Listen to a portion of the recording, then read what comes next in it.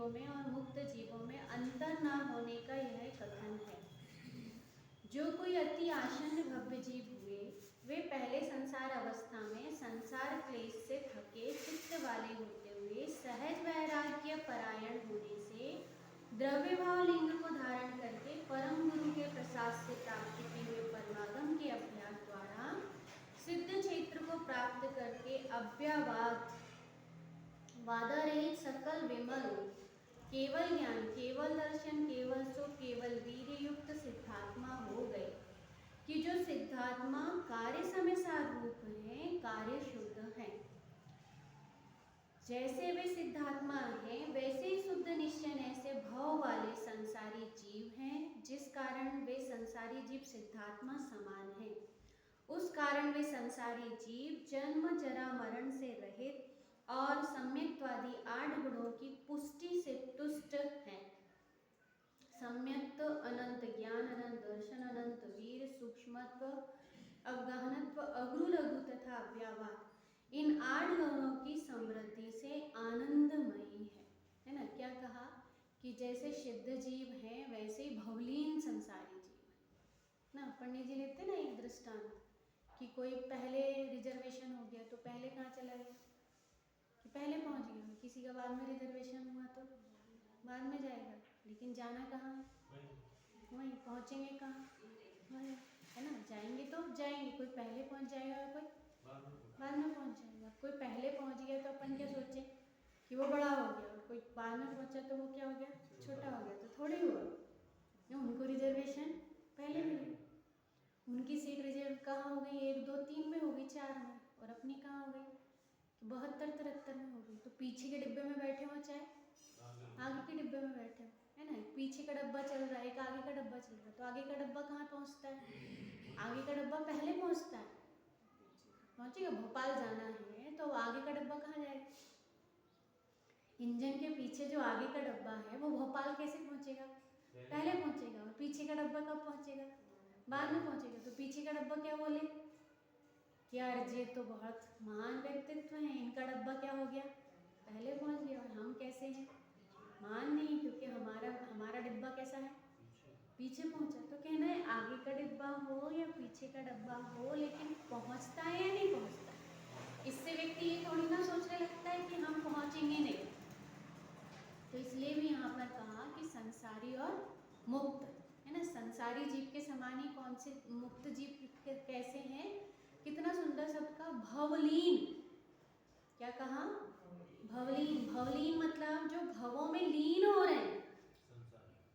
किस में लीन हो रहे हैं, भवों में लीन हो रहे हैं, है ना। भवों में लीन होना मतलब भव कितने हैं, अपन ने इसमें पढ़े थे ना, योनि पढ़े थे, और क्या पढ़े थे, भव आए थे, योनि आए थे कि इतनी इतनी योनि, हाँ इतनी इतनी योनि हो गई, इतने इतने कुल हो गए, तो इतने इतने कुल में जन्म ले लिए, इतनी इतनी योनि में जन्म ले लिए। तो ये कुल और योनि में जन्म लेने के बाद भी जीव कैसा रहा, जीव तो जीव रहा। अब बताओ ना, निगोद में थे या हिरण बने, कौआ बने, कबूतर बने, तोता बने, बने कि नहीं बने, है ना। चींटी बने, पंखी बने, बने।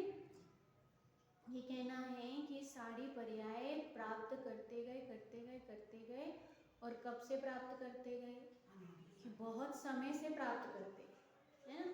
तो अभी कहना है कि ऐसी दशा में भी जीव जीव रहा या नहीं रहा, उसमें क्या अंतर पड़ा, वो जानने का काम छोड़ा क्या उसने, नहीं छोड़ा, मतलब वो जानने का काम जो था वो छोड़ने वाला ही नहीं था। जैसे गन्ना कहें तो गन्ना मीठा होता है, तो रस रूप में भी कैसा होता है, मीठा। खीर में भी कैसा होता है, शक्कर बन जाए तो कैसा, गुड़ बन जाए तो कैसा, मतलब वो हर एक अवस्था में कैसा है, वो अपनी मिठास को नहीं छोड़ता। ऐसे ही कहना है कि हम किसी भी पर्याय में रहे पर हम चेतनत्व को नहीं छोड़ते। किसको नहीं छोड़े, चेतनत्व को। लेकिन हम अपने मूल्य चेतनत्व से नहीं करते, किससे करते हैं अपना मूल्य, बाहर विभाव पर्यायों से करते हैं ना। दान पूजा से करते हैं, है ना, और व्रत धारण से करते हैं, इससे करते हैं। व्रत अव्रत से करते हैं, इससे अपनी महिमा देखते हैं और नहीं होने पर उसकी महिमा नहीं देखते। अब इसमें कहा ना कितनी सुंदर लाइन आई कि ये कार्य शुद्ध है। क्या कहा?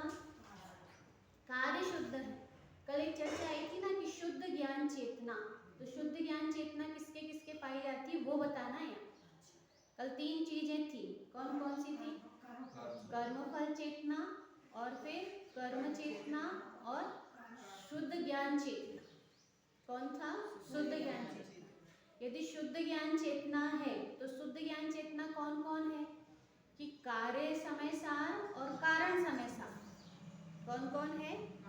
कार्य समय सार और कारण समय सार। देखो इसको देखते हैं, उसी के वर्णन करते हुए यहाँ आगे बात आई कि यहाँ पर अपन देखें कि ये है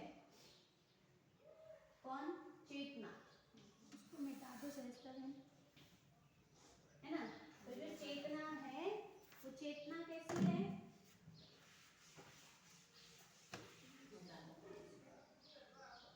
कि जो चेतना होती है वो चेतना कितने प्रकार से है? 3 प्रकार से। कौन कौन सी?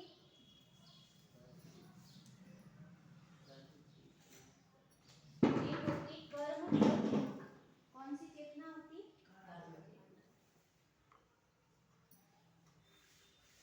अच्छे से बना दे रही है। मेरा हाथ इधर तक नहीं, ये दीजिए।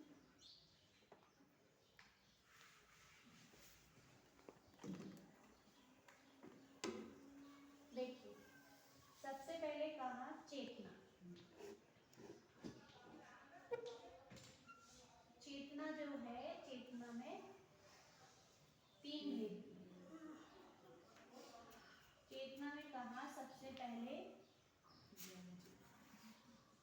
ज्ञान चेतना। कौन सी चेतना? ज्ञान चेतना। ज्ञान बस लिख दे रहे अपने पास, यहाँ से समझना ज्ञान चेतना। अब जो ज्ञान चेतना है तो ज्ञान चेतना में 2 लिए, ठीक। तो ज्ञान चेतना में कौन आया? कि कारण रूप ज्ञान चेतना और कार्य रूप ज्ञान चेतना।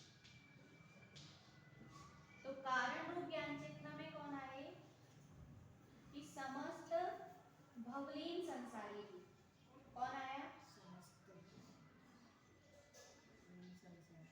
कि भवलीन संसारी जीव में कौन है?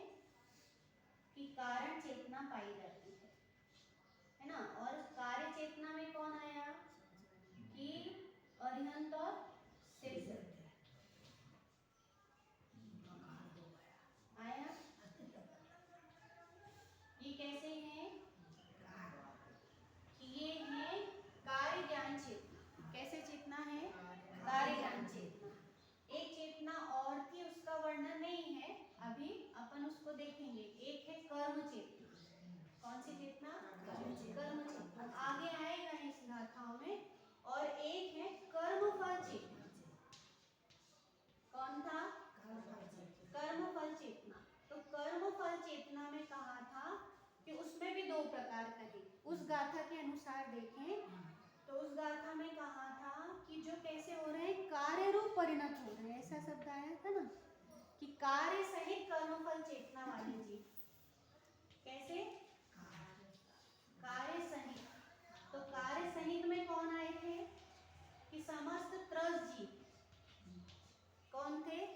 त्रस जीव। और यहाँ पर कौन थे? स्थावर आया। कार्य सहित त्रस जीव और कारण सहित त्रस, कार्य सहित त्रस जीव और कार्य रहित स्थावर जीव, ठीक। तो उनको क्या कहा था? कर्म फल चेतना। कैसा कहा था? कर्म फल चेतना। हाँ, त्रस में अपन सब 2 इंद्रिय से लेके 5 इंद्रिय तक सारे जीव जो हैं वो कैसे हैं? वे कार्य सहित त्रस जीव, कार्य सहित कर्मफल चेतना वाले जीव, उनको क्या बोलेंगे? कार्य सहित कर्मफल चेतना वाले जीव। और स्थावर जीव कैसे हैं? कि जितने भी स्थावर जीव हैं 5 प्रकार के, वो भी क्या है? कि वो कर्मफल चेतना वाले जीव। कर्म फल का अर्थ क्या है? उसको समय सारणी में लिया कि सुख दुख का अनुभव। किसका अनुभव? कि जो सुख दुख का फीलिंग होती है, सुख दुख का भाव होता है उसको क्या बोलते हैं? उसको कर्म फल बोलते हैं। क्या बोलते हैं? कर्म फल। ठीक। और ज्ञान चेतना में जो यहाँ पर अभी जो चर्चा चल रही थी कि ज्ञान चेतना क्या है, तो इसमें कहा कि जो सिद्ध आत्मा है वैसे ही भवलीन जीव जिससे जन्म जरा मरण से रहित और 8 गुणों से अलंकृत है। किससे अलंकृत है? 8 गुणों से। कि जैसे ये कार्य ज्ञान चेतना रूप है, ये कारण ज्ञान चेतना रूप है, ये भी 8 गुणों से संयुक्त है और ये भी 8 गुण से संयुक्त। अपन कहें कि अनंत ज्ञान तो अपने पास नहीं है, तो कितना सुंदर दिया एक शब्द आया कि जन्म जरा मरण से रहित और सम्यक आदि 8 गुणों से पुष्टि से तुष्ट। क्या कहा? पुष्टि से तुष्ट कहकर क्या कहना है? कि वो उससे पुष्ट है। जैसे मलाई घी से कैसी है? पुष्ट है। मलाई घी से कैसी है? पुष्ट है। तो वो पुष्ट होने के कारण कहा, किसके कारण? पुष्ट होने के कारण कि मलाई में घी कैसा हो रहा है कि वह उसमें पुष्ट है। अभी निकला नहीं है पर वो कैसा है? कि वो उससे पुष्ट है। हष्ट पुष्ट कहते हैं ना। हष्ट पुष्ट मतलब क्या? कि जिसमें किसी भी प्रकार के विटामिन प्रोटीन्स की कमी नहीं है, तो उसको क्या बोलते हैं? कि हष्ट पुष्ट व्यक्ति है ना। जैसे कोई दूध पी के पहलवान बन गया हो तो उस पहलवान को क्या बोलेंगे? कैसा व्यक्ति है? ये अच्छा हष्ट पुष्ट व्यक्ति है। खूब दूध मलाई खा रहा हो, खूब मिठाई खा रहा हो, खूब गुलाब जामुन रसगुल्ले खा रहा हो, तो उसको क्या बोलेंगे? या अच्छा खाने पीने वाला हो, खाते पीते का हो, तो उसको क्या बोलते हैं? हष्ट पुष्ट। तो जैसे वो व्यक्ति हष्ट पुष्ट है, ऐसे कहना सम्यक आदि अनंत गुणों से हष्ट पुष्ट है। हमारा आत्मा कैसा है? कि हष्ट पुष्ट है। उसमें कौन मिलने वाला है? कि उसमें सारी चीज मिल जाएगी। कैसी चीज मिल जाएगी? कि उसमें सम्यक मिल जाएगा, अनंत ज्ञान मिल जाएगा, अनंत दर्शन मिल जाएगा, अनंत सुख मिल जाएगा, अनंत वीर मिल जाएगा। इसलिए कहा ना सम्यक अनंत ज्ञान, अनंत दर्शन, अनंत वीर, सूक्ष्म गहन अगुरु लघु तो रव्यावार। अपन कहेंगे कारण रूप जीव में भवलीन जीव में ऐसे गुण क्यों कहे? ऐसा प्रश्न खड़ा होना चाहिए। प्रकट कहाँ? ऐसा कह सकते ना अपन, क्या है ये प्रकट कहाँ? लेकिन प्रकट नहीं है पर उससे पुष्ट है। कितने खुश हो जाते हैं एक रसीला आम मिल जाए और एक चुसा चुसाया आम मिल जाए। तो चुसा चुसाया वाला आम देख के कैसा लगेगा? और भरा हुआ आम देख के कैसा लगेगा? ये भरा आम है तो हम चूस लेंगे, हमको उसका रस मिलेगा, उसके रस हमें प्रकट हो जाएगा। प्रकट होते हैं हमको उसको भोगेंगे हम। और कोई सूखा सुखाया है तो कैसा है? कोई सूखा सुखाया है तो उसको क्या कर सकते हैं? उसको चूस सकते हैं क्या? उसको खा सकते हैं क्या? उसको नहीं खा सकते। तो वो रस से पुष्ट है। ऐसे ही अनंत काल से भवलीन संसारी जीव कैसा है? कि वो अपने अनंत गुणों से पुष्ट है। उसमें अनंत ज्ञान, मतलब अनंत ज्ञान झर रहा है। जैसे रस टपकने लगता है ना, ऐसे वो झरने लगा है, इसलिए थोड़ा बहुत मति ज्ञान शुद्ध ज्ञान आ गया। जैसे कहते हैं ना घगरी है, और घगरी कैसी है? भरी है। तो भरी घगरी कैसी होती है? छलकती। भरी घगरी में पानी कैसा होता है? ओवरफ्लो तो होता है ना। दूध ज्यादा भर लिया आपने तो ग्लास में क्या होगा? निकलेगा। क्यों निकल रहा हो? ज्यादा भरा है तो वो क्या होगा? बाहर आएगा, निकलेगा। तो क्यों? क्योंकि वो भर गया। ऐसे अपना ज्ञान जो जितना दिख रहा है वो कैसा है? क्यों? बाहर निकला हुआ है। और केवल ज्ञान में कैसा हो जाता है? वो ज्यादा बाहर निकल जाता है। इतनी से तो अंतर है। आए वो कैसा निकलने लगा कि वो चारों तरफ से फैलने लगा। और अपना कहाँ से फैल रहा? कि मैं इंद्रियों से जरा जरा फैल रहा, पर फैल तो रहा कि नहीं? तो अपन भी पुष्ट है और वे भी पुष्ट है। वो कार्य रूप, व्यक्त रूप, प्रगट रूप। कल पढ़ रहे थे ना, व्यक्त नहीं है। कैसा नहीं है? आत्मा कैसा है? अव्यक्त है। तो एक तो भरा भराया, ऐसा कहें कि दही पहले होता था, दही मक्खन होता था। वो कृष्ण जी के उसमें आता है ना कि वो यशोदा के यहाँ गए और उनकी घगरे क्या हो गए? भर गए। तो भर गए तो वो क्या होते थे? कि झरने लगते थे। ज्यादा भर जाए तो क्या होते थे? वो मक्खन निकाल निकाल के और उसमें रख देते थे। क्या कहते हैं उसको? पारी, परिया। परिया में रख लेते थे ऊपर, और अंदर क्या भरा रहता था? मठा। तो अब वो क्या हो रहा था कि वो कैसा हो, थोड़ा थोड़ा हो, और अब पूरे तरफ से झरने लग जाए तो उसको कहते हैं केवल ज्ञान। उसको क्या बोलेंगे, केवल ज्ञान। तो वो केवल ज्ञान है कार्य ज्ञान चेतना। कौन है वो, कार्य ज्ञान चेतना। बहुत सुंदर शब्द है ये जो कहा ना, उसमें पुष्टि से तुष्ट, किससे कहा, पुष्टि से तुष्ट, कि वो उससे पुष्ट है ना। कैसे, 8 गुणों से पुष्ट है। रत्नकर्ण सापकाचार्य जी में आता है, उसमें है अष्टगुण पुष्टि तुष्टा, है ना, अष्टगुण पुष्टि तुष्टा, हाँ, दृष्टि विशिष्टा अपरम समरम जहाँ, ऐसे मैं भूल गई, अच्छी गाथा है उसकी, याद किए थे कि अष्टगुण पुष्टि तुष्टा, अष्टगुण से पुष्ट है। और तो सिद्ध अकेले पुष्ट नहीं है, अपना कारण आत्मा भी पुष्ट।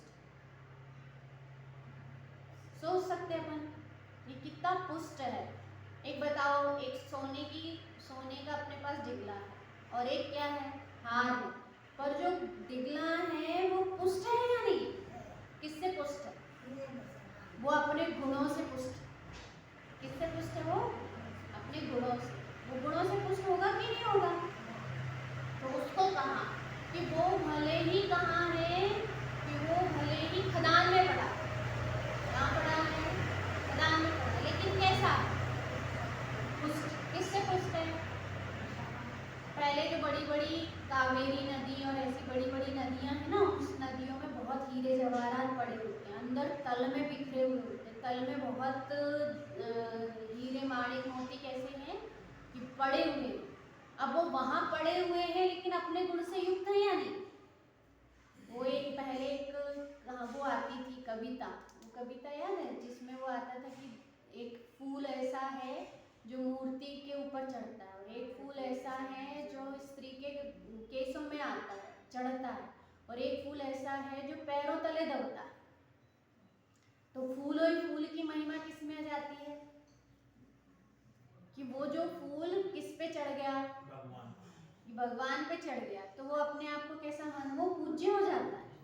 कैसा हो जाता है, पूज्यता को प्राप्त। सब उसको नमस्कार करते हैं ना भगवान के साथ साथ, ऐसा कह सकते हैं एक अपेक्षा मात्र से, कि वो कैसा हो गया, कि वो फूल कहाँ, वो पाषाण के लिए भी आता है ना, कि एक पाषाण वो है जो क्या होता है कि ये बन गए, क्या बन गए, सड़कों पर बिसता है, जो अपन जमीन पे चलते हैं, और एक पाषाण वो है जो क्या बनता है, उसकी मूर्ति बन के और भगवान में विराजमान हो जाता है। एक बार एक कहानी आती है ऐसी कि एक पत्थर रहता है, वो पत्थर कैसा था कि वो बोलता नहीं था, वो बोलता था। तो वो पत्थर जो था उसके ऊपर जो कोई आए और नारियल फोड़े, तो वहीं पर कौन था, भगवान की मूर्ति थी, मतलब मंदिर था बाहर, और बाहर कौन रखा था, वो पत्थर रखा था। तो उस पत्थर पे जाके सब लोग क्या करते थे, नारियल फोड़ते थे। तो नारियल फोड़ते फोड़ते तो वो कैसा होने लगा कि उसका दिमाग घनघनाने लगा। क्यों घनघनाने लगा, कि मैं कौन हूँ, मैं भी पाषाण हूँ, और ये मूर्ति जो है वो कौन है, वो भी पाषाण है। लोग बाग मेरे सिर पे तो क्या करते हैं, नारियल धन धन देखते हैं, और जाके किसको चढ़ा देते हैं, भगवान को चढ़ा देते हैं। और भगवान कैसे हैं, भगवान कैसे, वो भी पत्थर के, और उनके वहां पे, यहाँ पे मेरे सामने नारियल, मेरे सिर के ऊपर नारियल फोड़ते, और वहां उनके पास जाके नारियल, अपना सिर का नारियल फोड़ते। तो वो बहुत दुखी हो गया कि यहाँ अपना नारियल ना फोड़ के ये कहाँ फोड़ रहे, और वहां जाके सामने नारियल फोड़ रहे। तो किसी ने पूछा, वो रोने लगा, एक दिन दुखी हो गया कि मेरे ऐसा कौन सा पाप का उदय था जिसके कारण मेरे ऊपर क्या फोड़ा जा रहा है, नारियल फोड़ा जा रहा है। तो उनने कहा कि उनने अपने दोस्त निकालने में क्या किए थे, आनाकानी नहीं करे थे, हथौड़ा ठुकवाए थे। हाँ, आनाकानी नहीं करे थे। जब मूर्ति बन रही थी तो मूर्ति बनते समय जितने विकार थे उनको क्या कर दिया गया, कि ठोंक ठोंक के पूरा क्या हो गया, निकाल दिया। कि जो शिल्पीकार है, शिल्पीकार ने जितने भी विकार थे उन विकार को क्या कर दिया, हटा दिया। तो वही मूर्त, वही पत्थर क्या बन गया, मूर्त बन गया। और तुमने क्या किए कि तुम उस समय अड़ गए कि नहीं हम तो क्या नहीं करेंगे, हम अपने विकार को नहीं निकालेंगे। तो आप अपने विकार को नहीं निकले, तो आप भी कौन हैं कि कारण समय सार है, और वो भी कौन है कि वो भी कारण समय सार है। लेकिन उनके क्या हो गया कि उनकी पूज्यता आ गई। वो कैसे बन गए कि वो कार्य समय सार बन गए। कैसे बन गए? कार्य। जैसे उसने ये सोचा तो वो शांत हो गया और वो बहुत बड़ा था, अंदर तक के क्या था, दबा हुआ था। फिर कुछ लोग आए कि ये पत्थर बहुत अच्छा है, उसको उखाड़ के ले गए और उसकी क्या बना दिए? मूर्त बना दिए। और जिस पत्थर के फोड़ा जा रहा था उसी के साइड में कौन विराजमान हो गया? वो पत्थर भी विराजमान हो गया। तो इसलिए यहाँ पे कहना है कि वास्तव में जैसे वहां पर शिल्पकार क्या करता है, मूर्ति बनाता है, ऐसे जो गुरु हैं वो या हमारे आचार्य परमात्मा है वो हमको वेद ज्ञान सिखाते, पर हम वेद ज्ञान से उसको क्या नहीं करते, क्या कहते हैं उसको, छेनी हथौड़ा से ठोक ठोक के उसकी मूर्त नहीं बनाते। जबकि वहीं पर कहना अष्टगुण पुष्टि तुष्टा, कि अष्टगुण से कैसे हैं हम? पुष्ट हैं, हम भी पुष्ट हैं और भगवान भी। कोई टोके, कोई कुछ सुधार करवाना चाहे तो करने नहीं चाहता है। हाँ, खुद के भी स्वयं का ही भेद विज्ञान लगाना बहुत जरूरी है ना। यदि भेद विज्ञान करते हैं तो रोकने टोकने वाले का बुरा नहीं लगता, और यदि भेद विज्ञान ही नहीं करते तो क्या होगा? क्योंकि हम उनसे संयुक्त देखते रहते हैं ना, उस विकारों से, वो भाव कर्म, वो द्रव्य कर्म, वो नौ कर्म, उससे हम क्या देखते रहते हैं? अपने को संयुक्त देखते रहते हैं। अभी क्या डार्क अपनी कारण कैपेसिटी घट गई है ना, तो व्यक्ति ना माइंड डिस्टर्ब हो जाता है।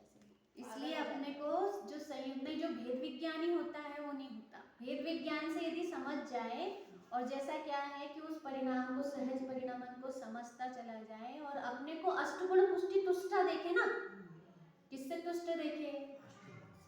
अष्टगुण से पुष्ट देखे कि हम तो किससे पुष्ट हैं? हम अष्टगुण से पुष्ट हैं। तो जब पुष्ट देखता है तो क्या होता है कि विकारों का अभाव होता है। अगली पे करिए। सहजानंद